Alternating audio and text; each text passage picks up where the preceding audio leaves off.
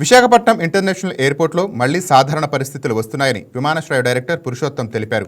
IndiGo విమానాల రద్దుతో ప్రయాణికులు ఇబ్బందులు పడ్డారని, అయితే ప్రస్తుతం అంతా సర్దుకుంటోందని చెప్పారు. ఇండిగో మినహా ఇతర విమానయాన సేవలు సాధారణంగా నడుస్తున్నాయని తెలిపారు.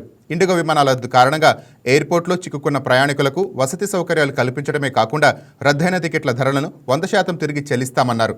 లగేజీల విషయంలో కూడా ప్రత్యేక శ్రద్ధ తీసుకున్నామన్నారు. ప్రస్తుతం విశాఖపట్నం నుండి 62 విమానాలు నడుస్తున్నాయని విమానాశ్రయ డైరెక్టర్ పురుషోత్తం తెలిపారు. ఈ నెల 3వ తారీఖు నుండి ఇండిగో ఎయిర్లైన్స్ ఆపరేషన్స్లో చాలా వరకు క్యాన్సిలేషన్స్ మొదలయ్యాయి.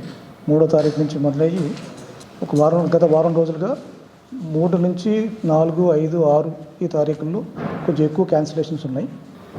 8వ తారీఖు నుంచి క్యాన్సిలేషన్స్ చాలా వరకు తగ్గిపోయినాయి. నార్మల్ ఆపరేషన్స్ అనేవి ఇంచుమించు నార్మల్ ఆపరేషన్స్కి వచ్చాయని చెప్పుకోవాలి.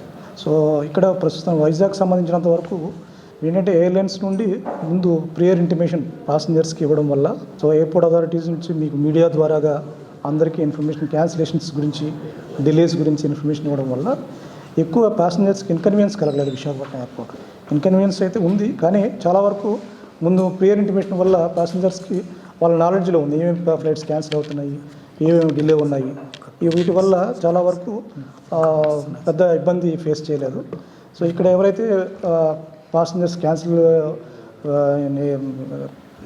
ఎయిర్లైన్స్ క్యాన్సిలేషన్స్ ఉన్నాయో వాళ్ళకి ఎయిర్పోర్ట్లో ఉండాల్సిన తీసుకోవాల్సిన అన్ని ఫెసిలిటీస్ ఎయిర్లైన్స్ ద్వారాగా, ఎయిర్పోర్ట్స్ ద్వారాగా మేము ప్రొవైడ్ చేస్తాం.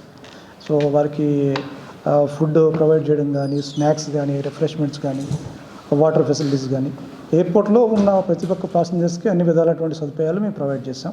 సో ఈ విధంగా డేటా వైజ్ చూసుకుంటే పర్టికులర్గా 3వ తారీఖున నార్మల్గా మాకు విశాఖపట్నం ఎయిర్పోర్ట్లో 62 మూమెంట్స్ ఉన్నాయి. అంటే 62 మూమెంట్స్ అంటే 31 ల్యాండింగ్స్, 31 టేక్ఆఫ్స్. ఈ వీడియో మీకు నచ్చినట్లయితే లైక్ కొట్టి షేర్ చేసి మా వైకే టీవీ ఛానల్ని సబ్స్క్రైబ్ చేయండి.